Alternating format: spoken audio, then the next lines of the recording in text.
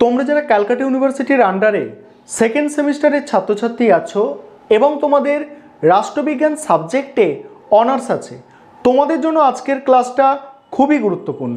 আজকের ক্লাসে তোমাদের ডিএসসিসি 2 পেপার থেকে মডিউল 1-এর একটা গুরুত্বপূর্ণ বড় প্রশ্ন, অর্থাৎ 10 নম্বর বা 20 নম্বরে আসতে পারে এই ধরনের একটা প্রশ্নের উত্তর নিয়ে আলোচনা করব। প্রশ্নটা কি? ভারতের সংবিধানে উল্লেখিত স্বাধীনতার অধিকার আলোচনা করো। স্বাধীনতা বলতে সাধারণভাবে কি বোঝায়? স্বাধীনতা বলতে নিজের খুশি মতো বা ইচ্ছা মতো কাজ করাকে বোঝায় না।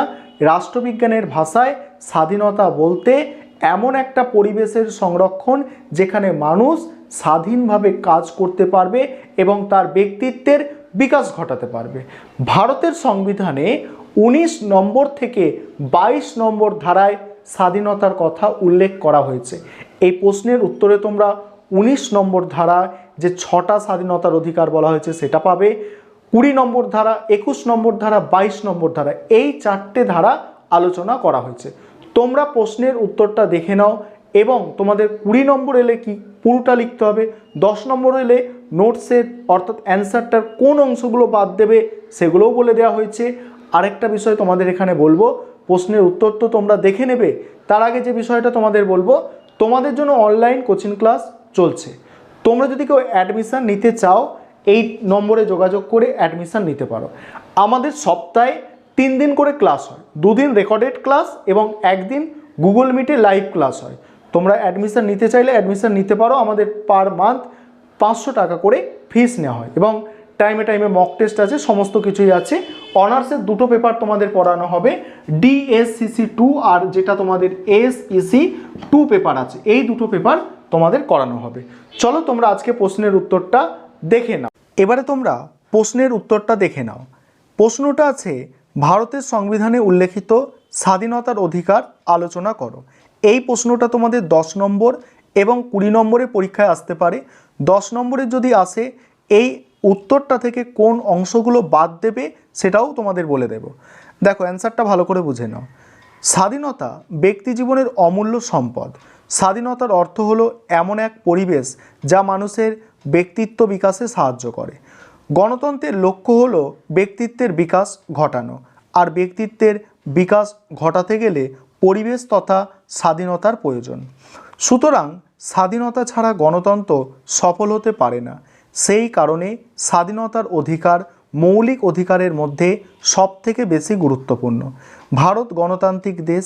এই গণতন্ত্রকে সফল করতে সংবিধানের 19 থেকে 22 নম্বর ধারায় স্বাধীনতার অধিকার সংযোজিত হয়েছে।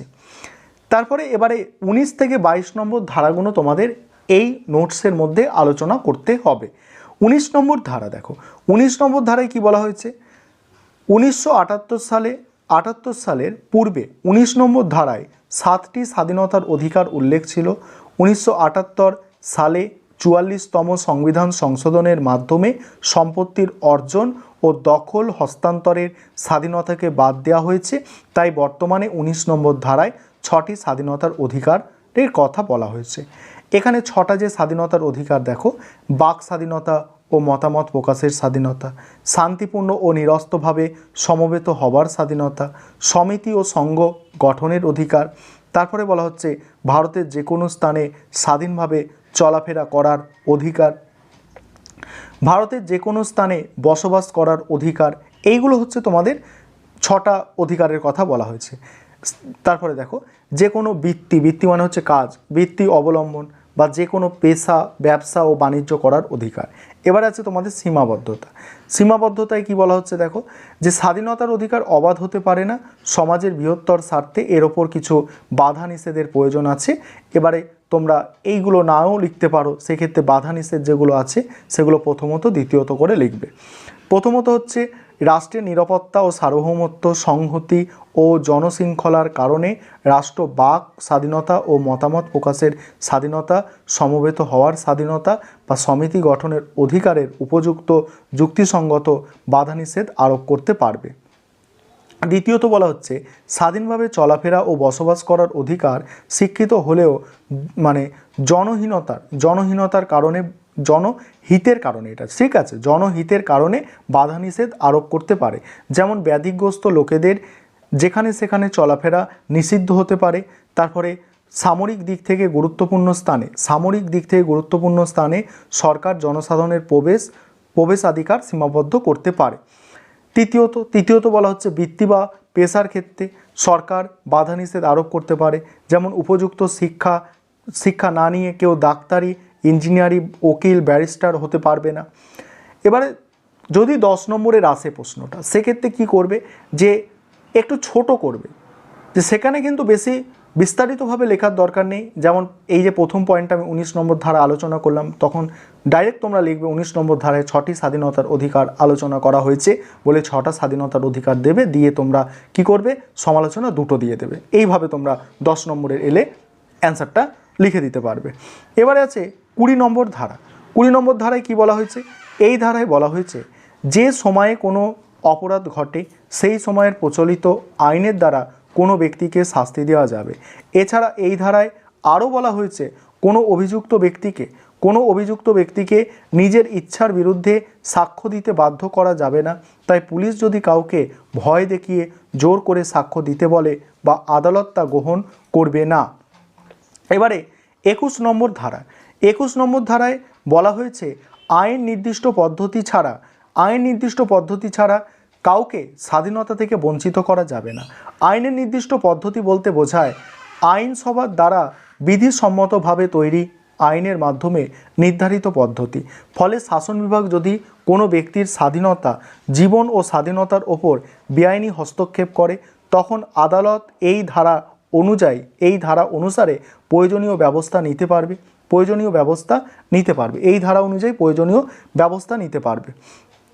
তারপর কি, এমনকি জরুরি অবস্থাতেও এই অধিকার কেড়ে নেওয়া যাবে না।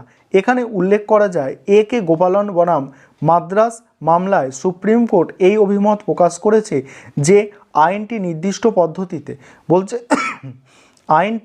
নির্দিষ্ট পদ্ধতিতে হয়েছে কিনা আদালত শুধু তাই দেখবে, কিন্তু আইনটি নীতিসম্মত কিনা তা দেখার ক্ষমতা আদালতের নেই। 22 নম্বর ধারা দেখো, 22 নম্বর ধারায় বলা হয়েছে কোনো ব্যক্তিকে গ্রেপ্তার করতে হলে তাকে গ্রেপ্তারের কারণ জানাতে হবে। গ্রেপ্তারের 24 ঘন্টার মধ্যে নিকটতম ম্যাজিস্ট্রেটের আদালতে হাজির করতে হবে। আটক ব্যক্তিকে তার পছন্দ মতো আইনজীবীর সঙ্গে পরামর্শ করার সুযোগ দিতে হবে। তবে যদি কোনো ব্যক্তি অপরাধমূলক কাজে জড়িয়ে পড়ে এবং নিবর্তনমূলক আটক আইনে তাকে ধরা হয়, তখন তার ক্ষেত্রে এই নিয়ম না। নিবর্তনমূলক আটক আইন বলতে বোঝায় কোনো ব্যক্তি কোনো অপরাধ করতে পারে বা এই সন্দেহের ভিত্তিতে কোনো ব্যক্তিকে আটককে বোঝায়। ঠিক আছে, কোনো অপরাধ করতে পারে এই সন্দেহে কোনো ব্যক্তিকে কিন্তু আটক করাকে বোঝায়। তারপরে বলা হচ্ছে সমালোচনায় কি বলা হচ্ছে দেখো, সমালোচনার ক্ষেত্রে বলা হচ্ছে স্বাধীনতার অধিকার সবথেকে গুরুত্বপূর্ণ মৌলিক অধিকার। তবে এই অধিকার ভোগ করা বাস্তবে কতটুকু সম্ভব হবে সে সম্পর্কে সমালোচকেরা যথেষ্ট সন্দেহ প্রকাশ করেছে। কারণ সমালোচনা দেখো, মিসা, নাসা, টাডা প্রভৃতি নিবর্তনমূলক আটক আইন তৈরি করে স্বাধীনতার কণ্ঠরোধ করা হয়েছে। এই সব আইনগুলি গণতন্ত্র সম্মত নয়। তাই সমালোচকরা বলেছেন সংবিধান যেমন এক হাতে মানুষের স্বাধীনতা দিয়েছে, তেমনি অন্য হাতে সেগুলিকে কেড়ে নেবার ব্যবস্থা করেছে। দ্বিতীয়ত, গণতন্ত্রে বিরোধী দলের গুরুত্ব আছে, কিন্তু এইসব আটক আইন বিরোধী নেতাদের বিরুদ্ধে প্রয়োগ করে গণতন্ত্রের ভিতকে আঘাত করতে পারে। তৃতীয়ত, দুর্গাদাস বসু বলেছেন মার্কিন যুক্তরাষ্ট্র, ব্রিটেন প্রভৃতি দেশে সরকার শুধুমাত্র জরুরি অবস্থার এইসব ক্ষমতা ব্যবহার করতে পারে, কিন্তু ভারতের যে কোনো সময় এগুলি ব্যবহার করা যায়। এবার হচ্ছে মূল্যায়ন। সমালোচিত হলেও অনেকে মনে করেন এই অধিকারের ওপর সীমাবদ্ধতার প্রয়োজন আছে। কারণ ভারতের চারদিকে শত্রু, তার জাতীয় সংহতি আজ বিপন্ন, সাম্প্রদায়িক দাঙ্গায় আমরা জর্জরিত, বিচ্ছিন্নতাবাদী উগ্রপন্থীরা অশান্তির আগুন জ্বালাচ্ছে। এমনকি সংবিধান রচনার সময় ভারতের রাজনৈতিক অবস্থা ও আইন শৃঙ্খলার পরিস্থিতিটি খারাপ ছিল। এই অবস্থার মোকাবিলার জন্য দেশের ও জাতির স্বার্থে এই অধিকারের ওপর কিছু বাধা নিষেধের আরোপের প্রয়োজন আছে। এই ছিল তোমাদের আজকের ক্লাস।